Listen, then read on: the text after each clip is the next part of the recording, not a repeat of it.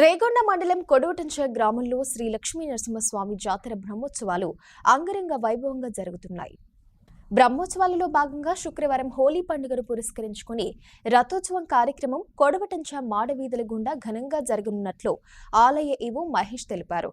14 నుండి 16వ తేదీ వరకు రోజుకు 1,00,000 మంది భక్తులు స్వామివారిని దర్శించుకోనున్నట్లు ఈవో పేర్కొన్నారు. భక్తులకు ఎలాంటి ఇబ్బందులు రాకుండా అన్ని ఏర్పాట్లు చేశామన్నారు. కోటంచ శ్రీ లక్ష్మీనరసింహ దేవస్థానంలో ఈ నెల 9వ తారీఖు నుంచి జాతర బ్రహ్మోత్సవాలు ప్రారంభం కావడం జరిగింది. 10వ తారీఖున మన కళ్యాణ ఉత్సవం జరిగింది. ఈ రోజు చిన్న రథం కార్యక్రమం ఉంటుంది. రేపు హోలీ పండుగ సందర్భంగా రథోత్సవం కార్యక్రమం జరుగుతుంది. ఈ కార్యక్రమానికి సుమారు 1,00,000 మంది భక్తులు వస్తారని అంచనా వేయడం జరుగుతుంది. ఈ భక్తులకు మెరుగైన సౌకర్యాలు కల్పించడం కోసం కలెక్టర్ గారి ఆధ్వర్యంలో వివిధ డిపార్ట్మెంట్ అధికారులతో సమావేశం ఏర్పాటు చేసిన సందర్భంగా భక్తులకి చలవ పందిర్లు, మంచినీటి సౌకర్యం, తాగునీరు, మరుగుదొడ్లు, శాశ్వత టెంపరీ మరుగుదొడ్లు కానీ, బస్టాండ్ ఏరియా, పార్కింగ్ ఏరియా కూడా అన్ని కూడా ఏర్పాటు చేయడం జరిగింది. సో కావున భక్తులందరూ కూడా ఈ కార్యక్రమానికి విచ్చేసి స్వామివారి జాతర బ్రహ్మోత్సవాల్లో పాల్గొని స్వామివారి కృపకు పాత్రలు కావాల్సిందిగా కోరుచున్నాం.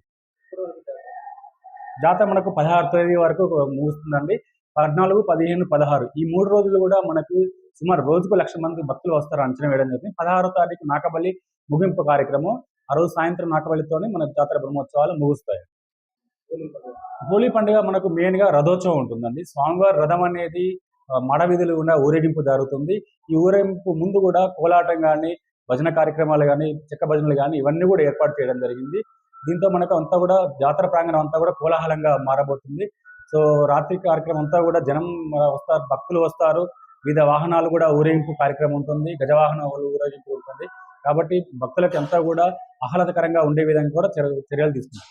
ఆర్టీసీ డిపార్ట్మెంట్ వారు కలెక్టర్ గారి ఆధ్వర్యంలో మీటింగ్ జరిగిన సందర్భంగా ఆర్టీసీ డిపార్ట్మెంట్ డిపో మేనేజర్ కూడా అటెండ్ అవ్వడం జరిగిందండి. వారి ఆధ్వర్యంలో వివిధ ప్రాంతాల నుంచి బస్సులు ఏర్పాటు చేయడం జరిగింది. వాటికి టెంపరీ బస్ స్టాండ్ కూడా ఏర్పాటు చేయడం జరిగింది. ఆ బస్ స్టాండ్ కి వచ్చే బస్సులు అక్కడ నుంచి భక్తులు నడుచుకుంటూ దగ్గరలోనే ఉంటాయి. భక్తులు కూడా టెంపుల్ దేవాలయానికి నడుచుకుంటూ రావచ్చు. సో మహిళలకు కూడా ఉచిత బస్సు సౌకర్యం ఉంది కాబట్టి మహిళా భక్తులు కూడా ఎక్కువ సంఖ్యలో వస్తారని కూడా మేము అంచనా వేయడం జరుగుతుంది.